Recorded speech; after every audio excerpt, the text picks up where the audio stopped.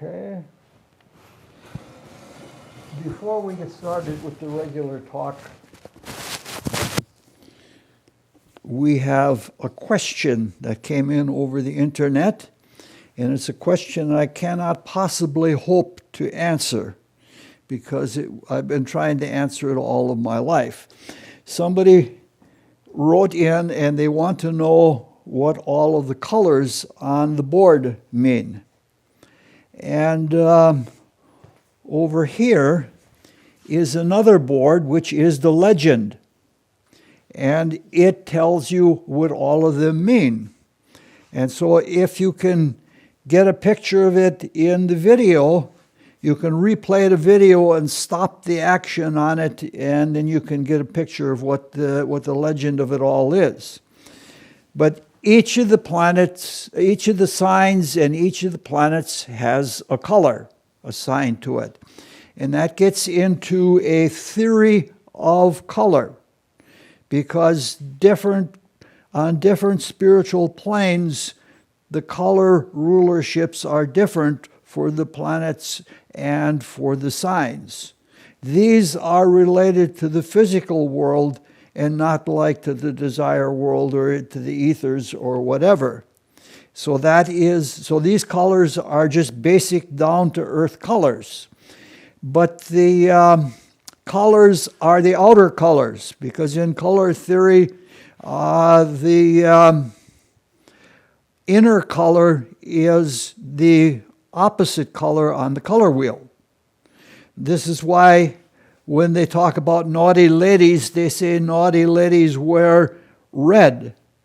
Well, the opposite color of red, especially if it is a dusty or a murky red, turns out to be a murky green. And the murky green is the color in your aura when you are sexually inclined. So when somebody is seeing a red color in the world around them, they may be responding to the inner color that is its complementary opposite.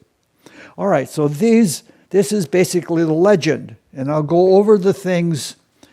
The outer ring here is the basic ruler of the sign. So like this is Neptune, this is Pisces, and Neptune is in Pisces at this time. This is not quite up to date. My friend Rod updates it every weekend. And the next layer in is called the triplicity. And it is 1/3 of a sign. And now we get into all kinds of philosophy about the three parts of a sign. I'm using the modern view. I'm using here the Chaldean. The Chaldeans had an order of the planets, which is sort of like the Ptolemaic order of the planets.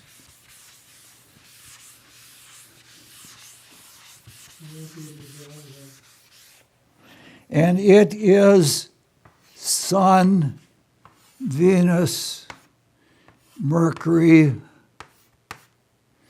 Mars. Sun, Venus, Mercury, Moon. Saturn. Oh, what is this? Saturn, Jupiter, Mars.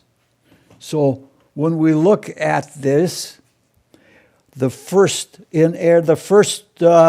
triplicity of Aries is Mars. The next one is the Sun. It starts all over again. Then it goes to Venus. Now, because there are 36 of these triplicity of three parts, there are 36 of them in the entire zodiac, that's not divisible by 7. And this means that once every 7 years is it in this kind of a situation. I'm trying to talk about, excuse me here. That is to say, the next time around, the first third of Aries as a sub-rulership. Now, these sub-rulerships of the triplicities are not very strong. They're not very major at all. There are several systems of them, and I've looked into all of these systems, and most of them don't work. So it means every 7 years, for every year in a 7-year cycle, there will be a different rulership for a third of each sign of the zodiac. And that is the way ancient people did things. In fact, even you have the Jubilees in Israel, ancient Israel. Every 7 years, they started all over again. The land was even divided up. And so the Chaldeans followed that same kind of a system. And so to study their astrology, you had to know which of the 7 years you were in to determine what the different thirds of these signs of the zodiac would be.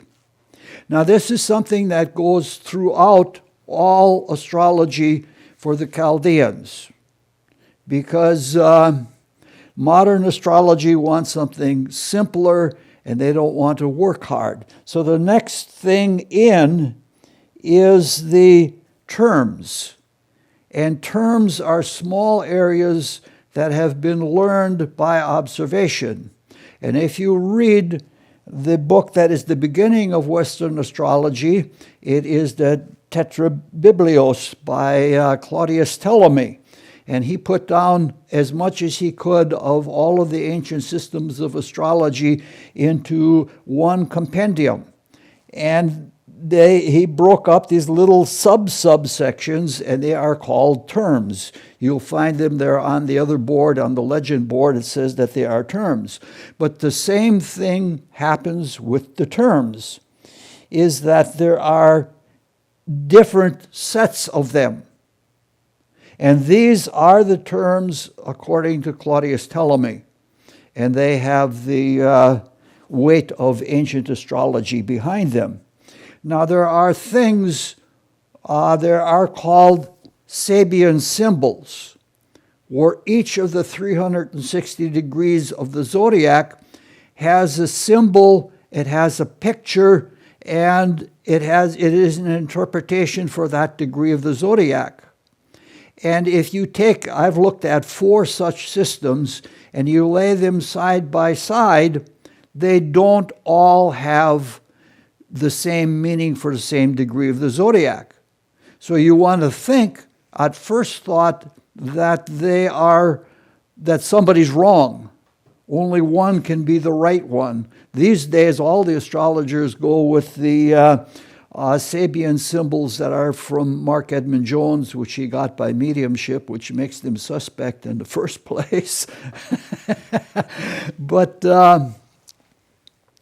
the truth of the matter is that, according to the Chaldeans, the degrees of the zodiac would change once every 7 years for each degree of the zodiac, because the 360, again, is not aliquot by 7. All right, so we have the first 3 rings, the sign, the third of the sign, and the terms. Now, if you look inside, going all the way around, there are little green boxes for a particular degree. And those are called critical degrees, because any planet that is in a critical degree is supposed to be slightly stronger than it would be just being in a sign. And this critical degrees are something that is much more a thing in Eastern astrology, because the critical degrees are a superimposition of a lunar zodiac on top of a solar zodiac. And in the East, like in several types of Indian astrology, they have what are called nakshitras. And the nakshitras are constellational areas that that are associated with the passage of the moon in the 28 or 29 days that the moon takes to go around the zodiac. So that's what the green things are. They're listed on the other thing, on the board. They're listed, where are they? All right, they're right here, the critical degrees. Then there are the little triangles. And the little triangles, like here's one in Aries. It is at about 19 degrees of Aries. When you see the little triangles on the wheel, those are points of exaltation. The sun is said to be exalted in Aries, and that means the special quality of the sun comes out. And that obviously, when the sun is in Aries, that special quality that comes out is vitality. The sun is the source of all vital energy. So when it is in this exact degree, this is again a finding of ancient peoples, when it is in this exact degree is when there is an exaltation. Similarly, the moon here in the at 3 degrees of Taurus is exalted. So that's what those colors mean. All right, then we get to the inner strips, which are also showed at the bottom of the legend. Working from the outside in, the outermost ring is the rulership. That is the strongest influence. Mars is the strongest influence in Aries.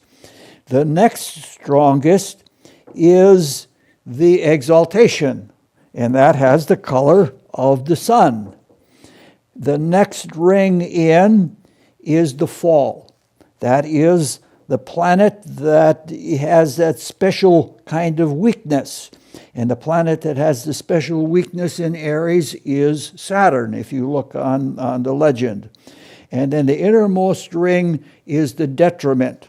And that is the planet that has its weakest place in the entire zodiac is in the sign of detriment. And that is Venus. Venus doesn't do well in a Mars sign altogether.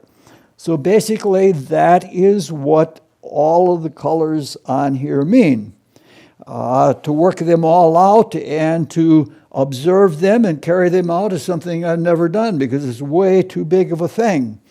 It's not, it used to be that if a person was an astrologer and they were an astrologer to the king or something like that, they spent all of their time observing and doing astrological work. All right. So I hope that is enough of an answer for my friends in Washington, D.C. asked that question, and I hope that's enough of an answer for them and that they can go with it. All right, we're looking at the 5th house of Sigmund Freud tonight.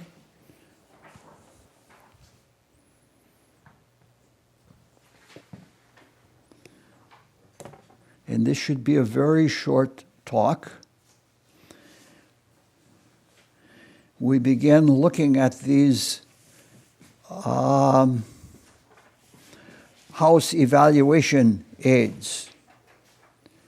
And the first thing that we note is the size of the house. And it is 25 degrees. No, they have one. If they bring up another window and look at the textbook, it's available to them right there in the textbook. So it's only 25 degrees, and on the average, since the entire circle is 360 degrees, each sign should average 30 degrees. So this is a small house. Now, from this, we might be likely to conclude that this house is not as highly important.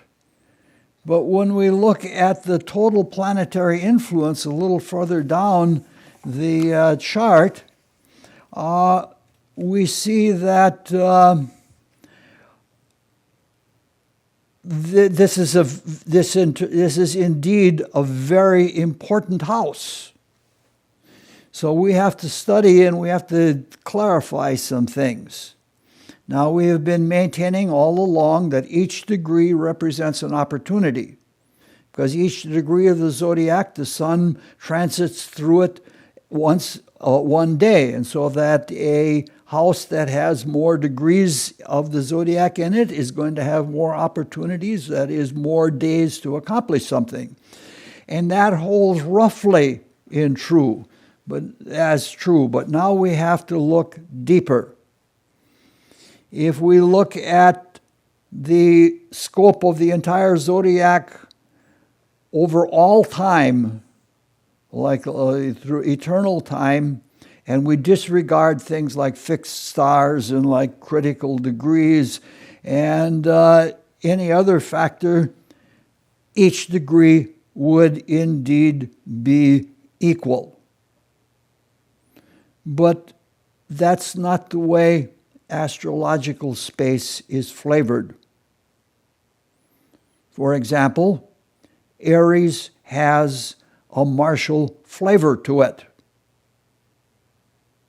And that means anything passing through Mars, or if Mars is accentuated, it's going to be strong. But things add to or detract from flavoring, because astrological space is not homogeneous. If Jupiter is in Aries, the flavor of Aries is going to be different, and so is the flavor of Jupiter going to be different. And if somewhere else in the zodiac Mars is conjoined to Saturn, even that, since Mars is the ruler of Aries, even that is going to modify the flavor of Aries and any planet in Aries. So we can see that there's a constant changing of intensity and a constant changing of flavor. In this case, we're saying that Saturn and Mars and Jupiter would have something to do with changing the flavor of Aries. This is what makes astrology so very, very difficult. If we try to reckon influence mentally, instead of doing it by intuition or doing it by feel, boy, it's hard to put it all together mentally. It's way too big of a thing. Now, the strengths of all of the components of the entire zodiac are constantly changing. And if we add in things like progressions and transits as they occur in a horoscope, it becomes almost impossibly complex. And then there is a human element to all of it.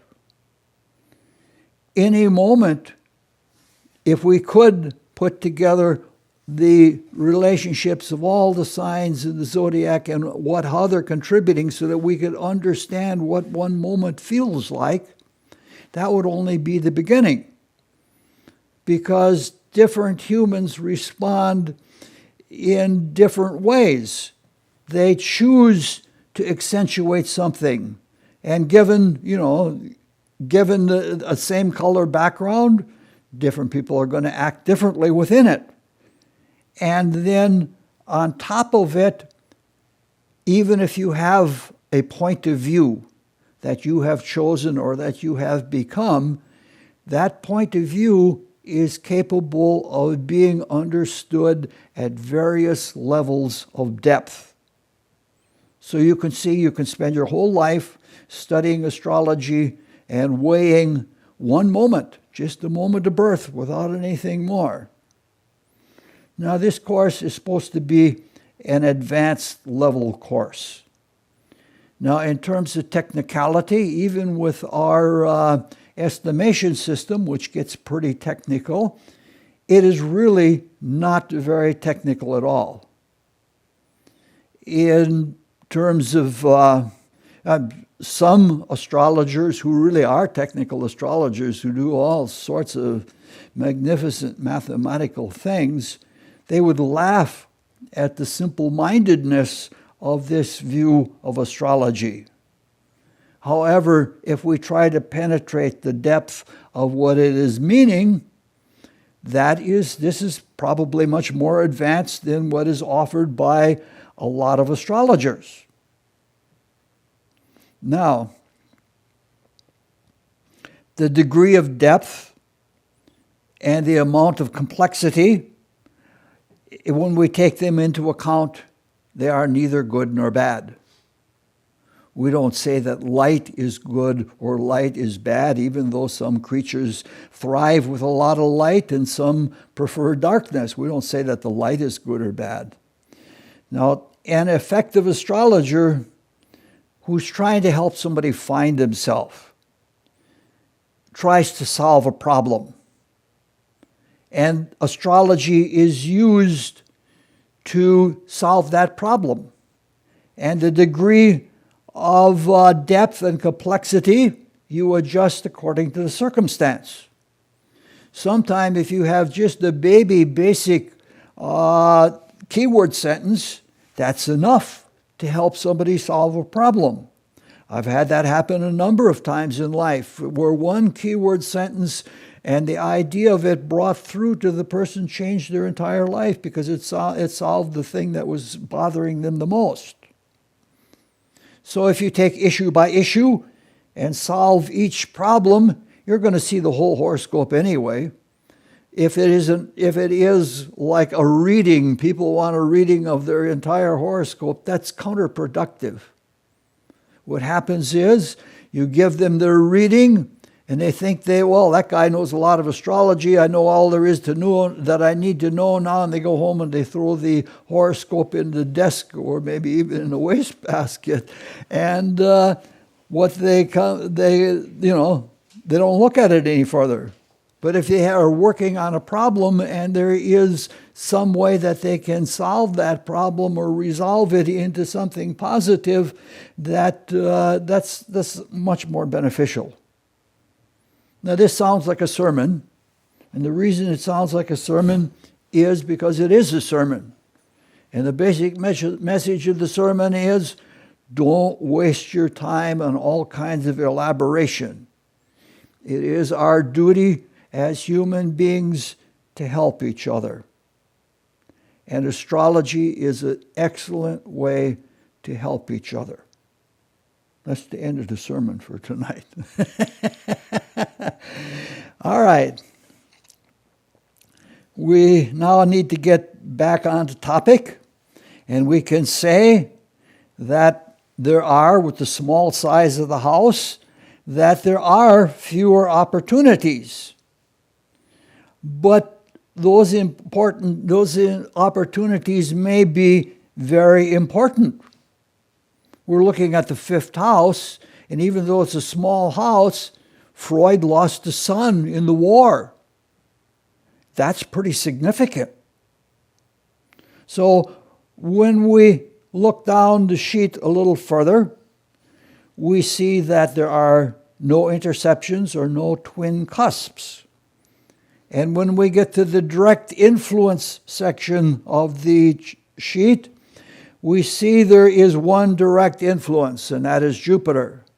Jupiter's in the fifth house, and Jupiter is the strongest planet in the horoscope, which means that the fifth house, despite its size, is important.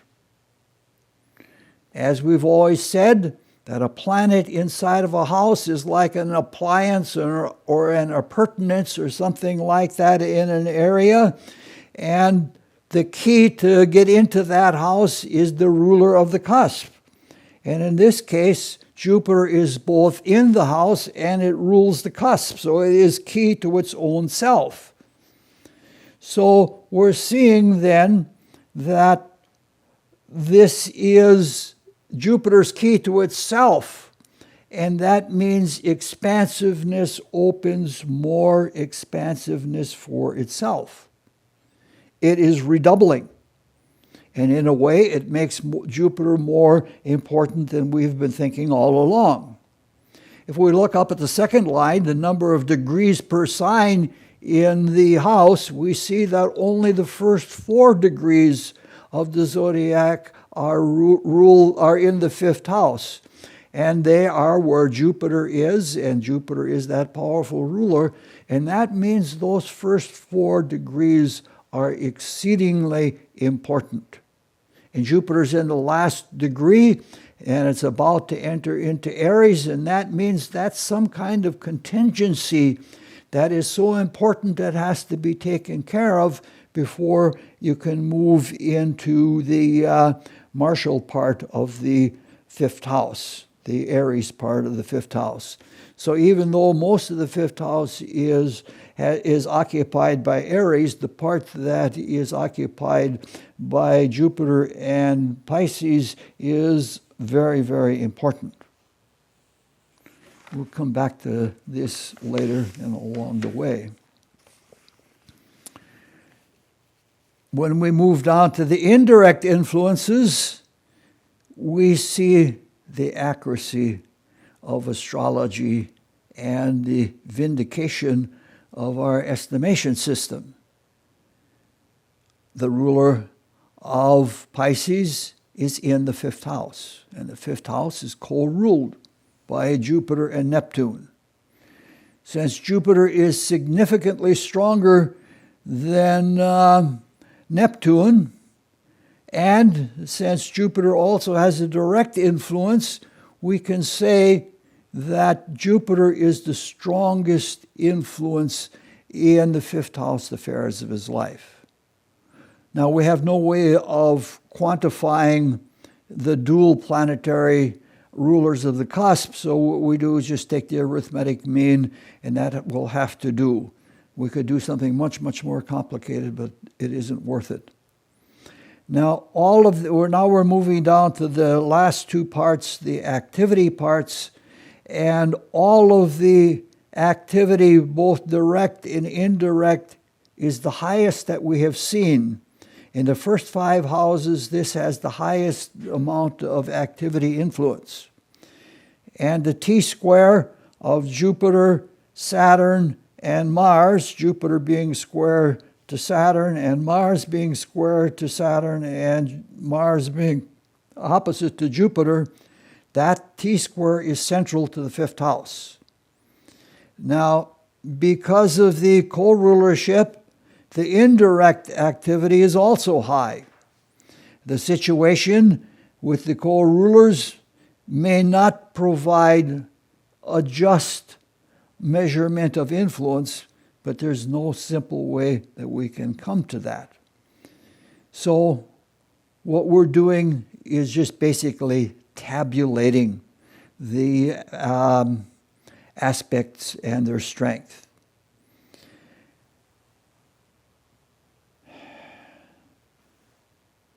Now, as we're going through these horoscopes of Freud and Jung, we're trying to do much more than merely study astrology.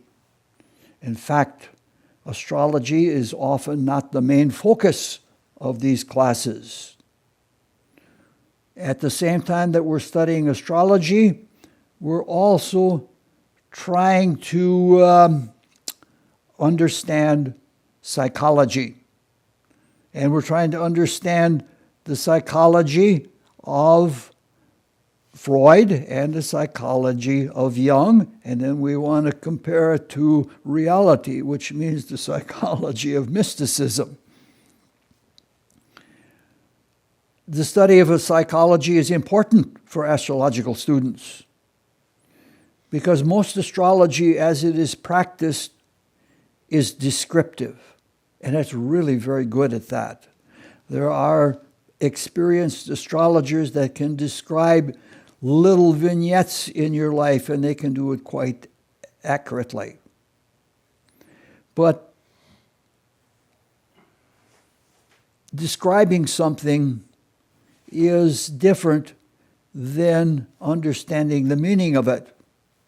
If we see somebody crying, we can describe their face as they're crying, but we need to get at the reason why they're crying if we want to be able to help them, if we have to understand them.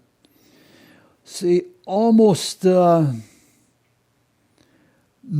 astrologers look at the meaning of a horoscope in terms of purposes and goals in the cycles of rebirth, so that we come back again and again, and there's a purpose for this in this life and why it is that way. We can't do all of that, but we want to do a little bit of that with the fifth house. Now, the fifth house is the house of fun, of entertainment, and of recreation. Now, since this is a relatively strong house, we would tend to think that entertainment was important to Freud. It was in several respects in his life. However, much of that is covered in the written brief, which I'll pass out at the end of the talk, because that's much more astrological. The thing we do in the written brief is different than what we do during the talk. I want to be able to approach the subject in two different ways to give a much better insight into what astrology is and what it does. For right now, we want to look at fun itself. Fun was indeed a very important matter to Freud. He pondered it, and he even wrote a book about it. It's a book about humor, and it's an exceedingly well-written book, and it's an enjoyable read because he had this huge collection of Jewish jokes, and he goes into the psychology of each of them, and it's really very clever. He knew the jokes, and he knew the psychology of them. Now, a large part of his view of humor was that he thought that things that seemed funny were funny because there was a relief of tension about them. Of course, the tension for him was anxiety, and that anxiety was the struggle between the id, which mystics would call the lower nature, and the ego. It was a tension between the unconscious and the conscious. The id, in its primitive way, wants one thing, and the ego, which has to relate to society or to civilization, doesn't think something like that is acceptable. And humor then was a compromise or a diversion between the tension between the id and the ego. And he develops very good arguments about it, and he gives a lot of germane examples. Now, in my eyes, this is another example of Freud having an excellent thesis of something. But his thesis is always limited in its scope, and it's limited in the scope of psychoanalysis. That's really good scholarship, because everything that he puts down, he can defend. And if you have an argument, he has a counter-argument that wipes it out very quickly. It doesn't take into account a lot of other things beyond psychoanalysis, but he was interested in psychology, and that was all that he went into. Now, he may well have thought that this applied to a wider sphere, but he was much too cautious to say that because he didn't want to step out into the world and say too much. The reason being, he was already hated. He was a world-hated figure when he started publishing psychology, the interpretation of dreams. And people thought he was a sex monster or something like that. And it wasn't until later in life that he dared to come out of the very small room of psychoanalysis. In this case, his ideas were or can be expanded, and they still make sense. They make sense to us in our life without going into a Freudian analysis. If somebody gets a pie in the face, we laugh because that person wasn't hurt. They suffered something, but they weren't hurt. If somebody gets a pie in the face, we laugh because it wasn't us.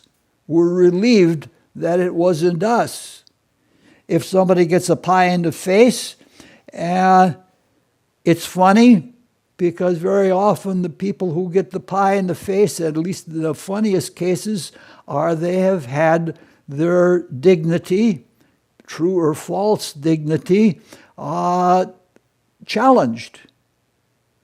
The best example I can think of that is Oliver Hardy. Oliver Hardy was usually by Stan Laurel, put into these ridiculous positions, and he always tried to maintain his dignity. He had his little hat and he had his mustache just right. He tried to have his clothes always just dapper and in right color. And then he got put in these ridiculous positions, and that was funny when when his dignity was challenged. The same thing happens to me myself. I aspire spiritually, and I have very high ideals. But that still small voice inside of myself, that true self at the core of my being, can point out how it can poke holes in any assumptions that I have about myself, and it is funny. I even have to laugh at myself. It's humbling at the same time that it's funny. This is not uncommon for spiritual students. There is a tradition of laughing Buddhas. The whole idea is that you relieve tension about something and you begin to laugh. And when you laugh, you relax more. And when you relax more, you laugh more. And you start an expanding spiral, so that some people believe that you can literally laugh yourself into enlightenment or laugh yourself into heaven. Now, what we want to do is we want to see why it was Freud that developed this idea. Since he was almost all of his psychology was based on observation, it clearly was that he saw his patients relieved in discharging neuroses that they had, those neuroses being the points of struggle between the id and the ego. Also, some of his interest in humor and his outlook had to do with the fact that he was exposed to many Jewish jokes. I believe it was every Thursday night, instead of coming to a class like this, he went and played cards. There was a Jewish card game that I don't know the rules of it, but I'm sure it wasn't just cards alone. I'm sure that they told jokes along the way. But we're trying to look at something that is common to humor and to Freud, and we're trying to do that with his horoscope. Let's do that by first looking at a few simple things about humor itself. One of the things about humor is that it's based on dualities. If you like comedians, there are two poles of comedians. There are comedians who say funny things, like Bob Hope. And there are comedians who say things funny, like Red Skelton. The former, the ones who say funny things, we call them wits. And the ones that say things and do things in a funny way, we call them clowns. Now, this can be expanded to the core of humor itself. There is the humor of understatement and the humor of overstatement. And when you make an understatement and compare it to reality, it's funny. And when you make an overstatement and compare it to reality, it's funny. When you see what is compared to what it isn't, there is a relief. It could be worse, or this is something that could be changed. Now, the understatement is supposed to take our matter of concern and try to look at it in a way that it's manageable. And similar things happen with overstatement. Now, traditionally, the humor of the British is a humor of understatement. They say it in the drab, droll voice, and the humor of America is overstatement. We overdo everything. Now, this is an almost simplistic statement, but if we take these two poles, it can get quite complex. We have just a little here, and it's enough to get at what we're trying to get at. Understatement is ruled by Saturn. Overstatement is ruled by Jupiter. And in this horoscope, Saturn is square to Jupiter. So he is well aware of the tension between too little and too much. Now, if we looked on our aspect analysis sheet for Saturn square Jupiter, we see that the Saturn and Jupiter are the two strongest planets in the horoscope, Jupiter being stronger than Saturn. The aspect itself is only a number 4 aspect, but it's plenty strong enough to handle those two. Moving down the aspect analysis sheet, the work is with a square building correct judgment. Building correct judgment to get to the Goldilocks point. What is called the Goldilocks place or the Goldilocks point is where things are just right and you have correct judgment. If you're trying to weigh something, Saturn will underjudge. So then you try to correct with Jupiter and then you overshoot. And then you come back to the other direction and undershoot, and gradually you narrow in till you get an exact understanding of something. That's called the Goldilocks point. From the Three Bears, the children's story of the Three Bears. This bed is too hard to me, this bed is too soft to me, and this bed is just right. That's what the Goldilocks is like. So, the square between Saturn and Jupiter is malefic. And therefore, it's unpleasant. And there is tension. And the tension is strong. It's almost like if there's a tug of war. And if there's tug of war, two teams pulling on a rope, you can increase the tension and the likelihood that neither is going to win if you take the rope and pull it around a tree. And pulling a rope around a tree is like a square. And that is a constant kind of tension. The relative strength is such that Jupiter is stronger than Saturn, but not by a whole lot. So, since Freud is a materialistic pessimist about evolution, he does believe, in spite of that something can be done to ameliorate the problems, and that it can be done by relaxation. And when that is done, there is relief. And the fifth house is the house of relaxation and of relief. Now, when we look at the signification of this, it even becomes clearer how his attitude lines up with the reality that he discovered in humans. Saturn is in Gemini.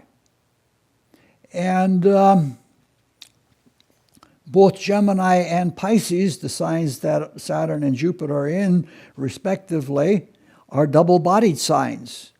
And that's even another statement of the back and forth between the two of them. And Saturn in Gemini indicates a nervous anxiety, a pensiveness, that kind of tension that he was talking about. Jupiter in Pisces is expansive. It's like veil-like clouds that have been stretched way out, and the vapor is very thin. So the relief to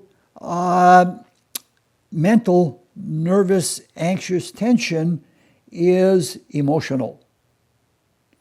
And when we look at the dommification, which means the house positioning, Saturn is in the house of death and loss. As time went on, loss became less important to him. And it became less important because Jupiter is stronger, and Jupiter rules the second house, and he gradually became wealthy, and loss was not a great concern to him. But also, as time went on, he thought progressively more and more about death.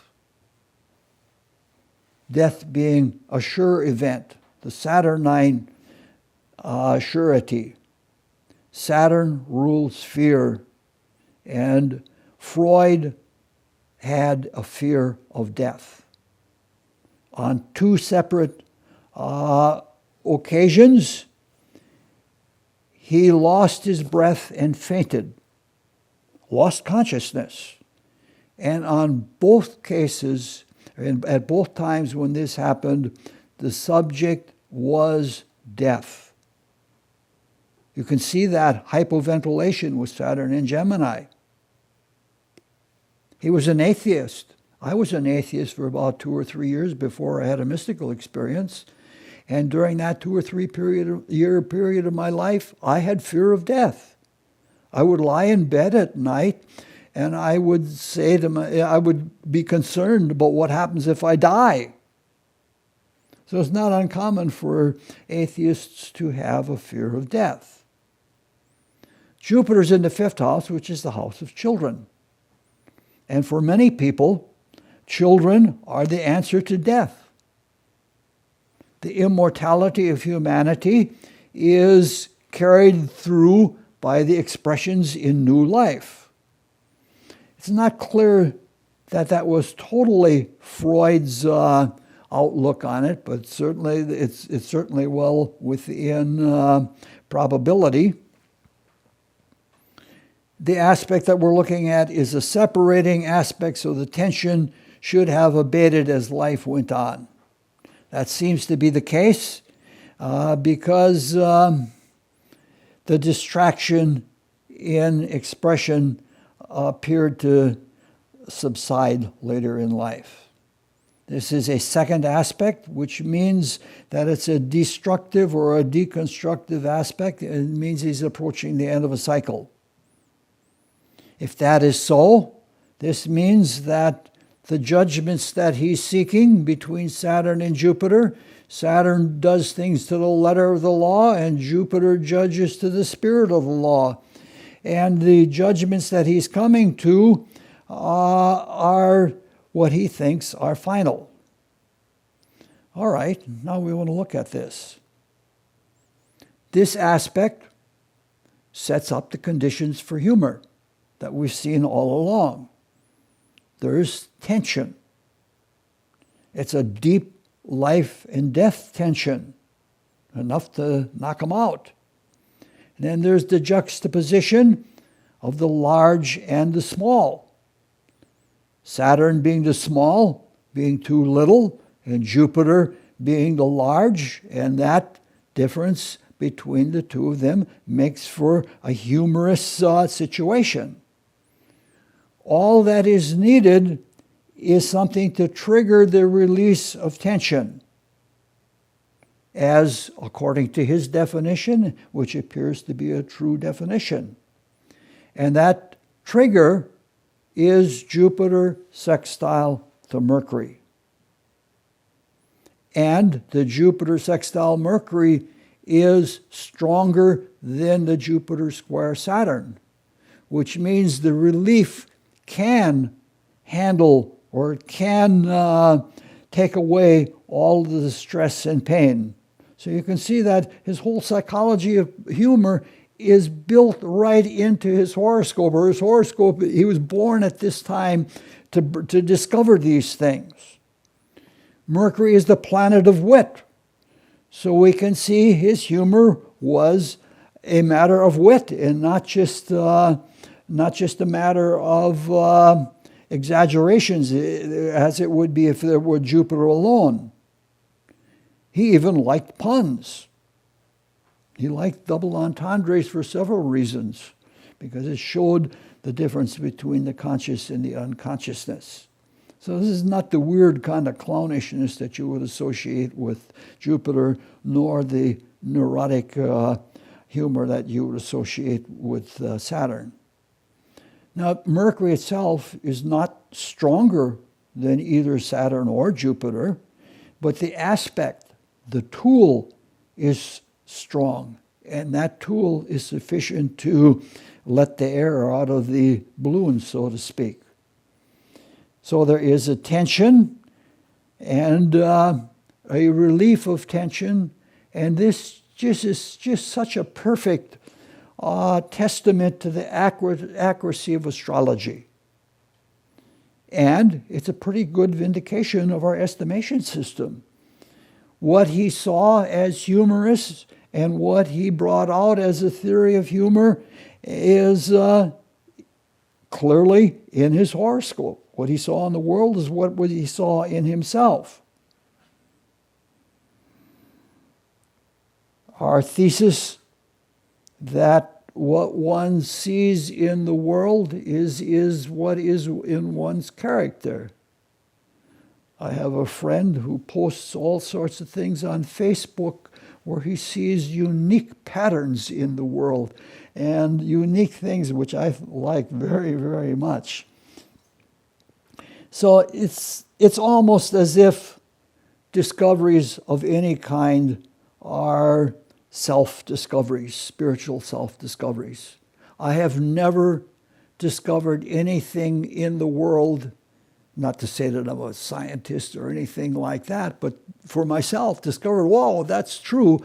I've never been able to discover something like that without discovering something about myself. There is that inner-outer relationship between the self and the world.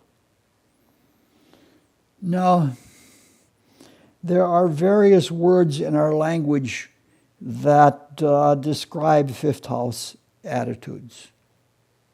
They are fun, glee, happiness, playfulness, joy, a whole list you can come up with. But none of these describe Freud's pleasure, his happiness, his fifth house attitude. This is important because this is the strongest planet in the horoscope. Now, trying to find out what his fifth house was like, if we look at the sun and 3 other planets are in Taurus, that's pretty down to earth, very earthy. And he has Scorpio rising, which is a rather passionate sign. And these things all color Jupiter in the same way that we talked about earlier tonight, that things in the horoscope color the whole atmosphere that we live in. Now, because these things, if we hold these things in our mind, the word that comes to mind for his outlook of the fifth house is pleasure. Not joy, not happiness, but pleasure. Now, once again, this shows the accuracy of astrology and of our estimation system. One of the central features of Freud's whole psychoanalysis is called the pleasure principle. Just what you would expect from the strongest planet. It's sometimes called the pleasure-pain principle. The concept is that we're always seeking pleasure, and part of the reason we seek pleasure is to escape pain. Sure sounds like Saturn square Jupiter, doesn't it? Now, there are two principal types of pleasure in his theory of pleasure, or in the pleasure principle. There is for pleasure and end pleasure. For pleasure for him was like little children stimulating themselves even in the cradle. The latter pleasure, the end pleasure, is more mature. And it is gratification or satisfaction or drives or things like that. In fulfilling those, there is an end pleasure. Now, if left alone and it was unchecked, the pleasure principle, a person could pleasure themselves to death or to extinction. So in Freudian psychology, the pleasure principle is checked by another principle, which is called the reality principle. And the reality principle is the ego's assessment and expectation of how far one can go with the pleasure principle without running into deep problems. It is rational and judicious.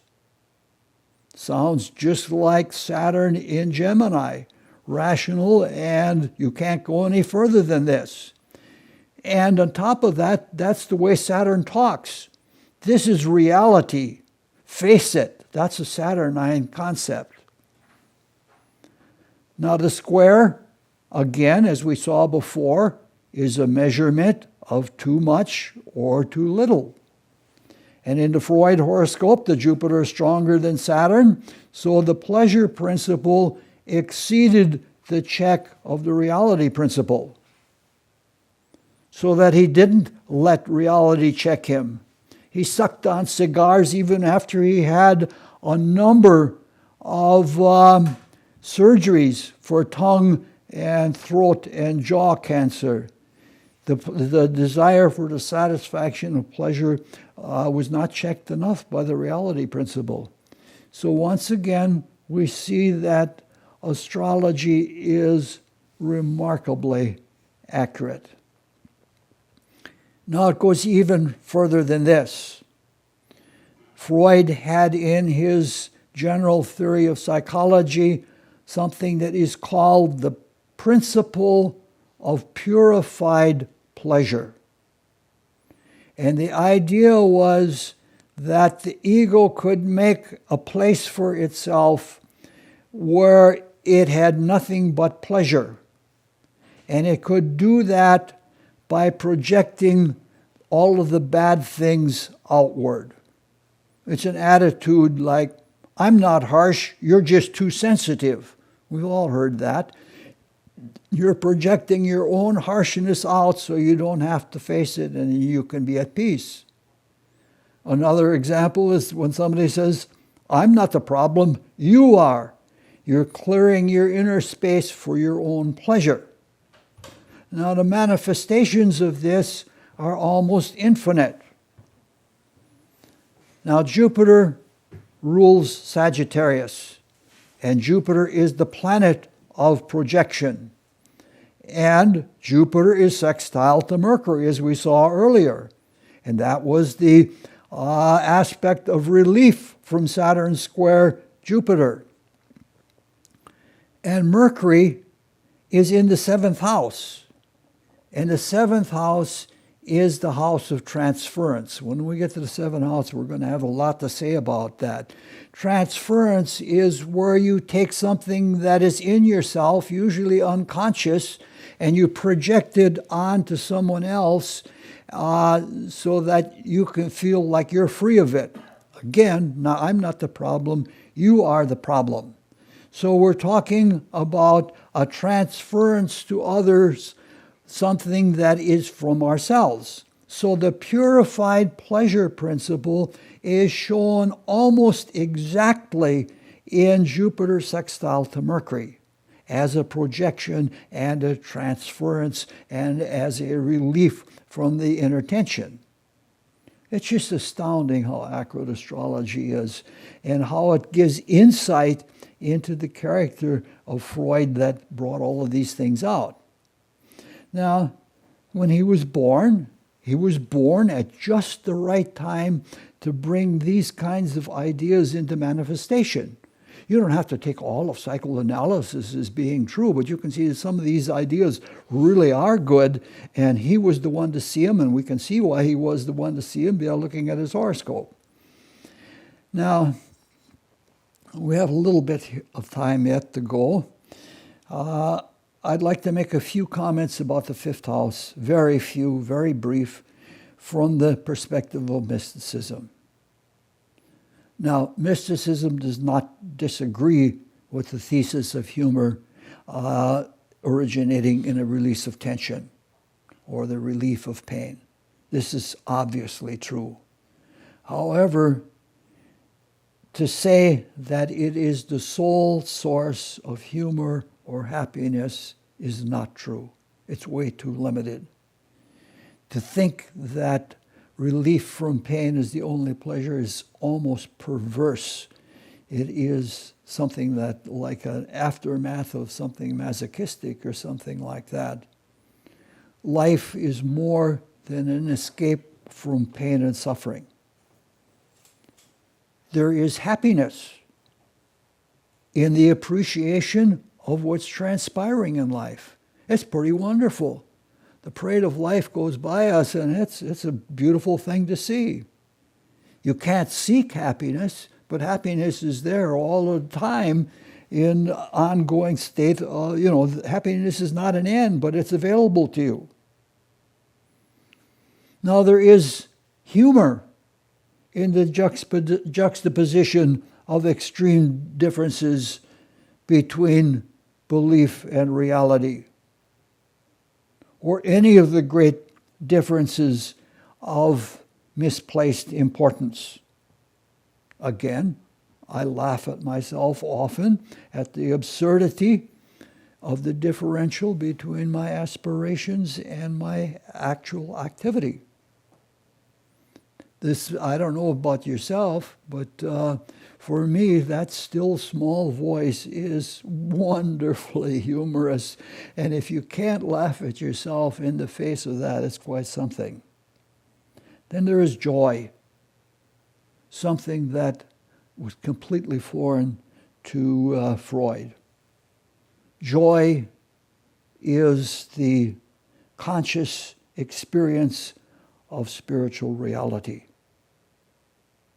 The conscious experience of spirituality within ourselves and the whole ongoing business. One of the most significant statements from Christ in the world of life spirit is that my joy be full in you. That is an accomplishment of, or an attainment of, spiritual awareness. You're in a state of joy, not because of yourself, but because the cosmos itself is joyous. As Meister Eckhart says, God is enjoying himself. Now, that's it for tonight. 2 weeks from tonight, we'll look at the fifth house of Carl Jung, and that will be our last meeting for this year.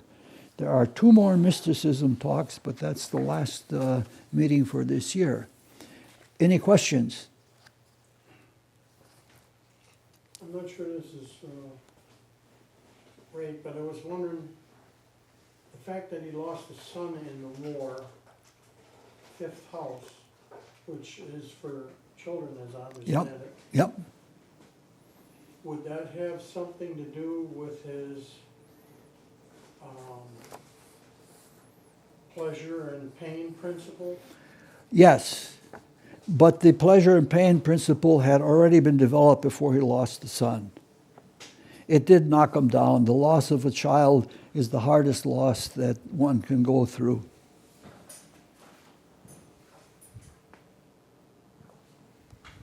Well, thank you very much.